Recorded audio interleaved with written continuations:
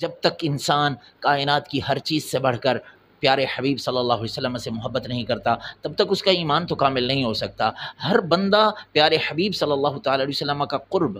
ان کا ساتھ اور ان کی معیت کو ڈھونڈ رہا ہے، تلاش کر رہا ہے۔ آئیے پیارے حبیب صلی اللہ علیہ وسلم کے فرمان سے یہ بات سیکھتے ہیں کہ قیامت کے دن حضور اکرم صلی اللہ علیہ وسلم کا قرب کس کو نصیب ہوگا۔ پیارے حبیب صلی اللہ تعالی علیہ وسلم نے ارشاد فرمایا، اقربکم منی یوم القیامہ،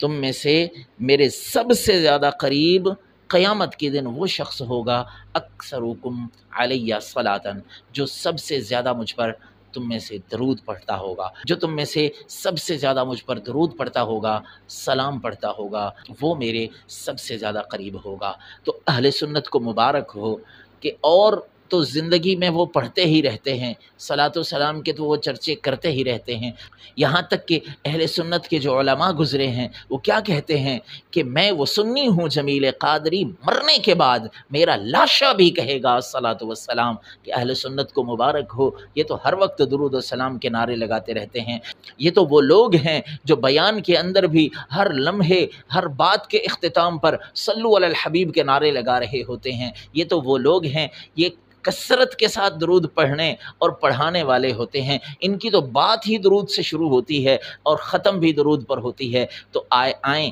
اب اس حدیث کی روشنی میں اہل سنت کے مقام اور رتبے کو دیکھیں کہ یہ وہ اہل سنت والے ہیں جن کے بارے میں پیارے حبیب صلی اللہ علیہ وسلم نے اپنی پوری امت کو مخاطب کر کے فرمایا، تم میں سے میرے قریب ترین قیامت کے دن وہ شخص ہوگا جو سب سے زیادہ مجھ پر درود پڑھنے والا ہوگا۔ تو مبارک ہو اہل سنت والو تم کو کہ تم بہانے ڈھونڈتے ہو پیارے حبیب صلی اللہ علیہ وسلم پر درود پڑھنے کے، اور تم ہی وہ طبقہ ہو جو سب سے زیادہ اس کائنات میں جتنے بھی مسالک اور مذاہب ہیں ان سب کو اگر دیکھا جائے، سب سے زیادہ پیارے حبیب صلی اللہ علیہ وسلم پر درود پڑھنے والا طبقہ ہی اہل سنت والجماعت کا ہے۔ اے اہل سنت والو تمہیں مبارک ہو کہ تم یہاں بھی محبوب کریم صلی اللہ علیہ وسلم کی محبت میں جی رہے ہو اور وہاں حضور اکرم صلی اللہ علیہ وسلم کی معیت میں رہو گے۔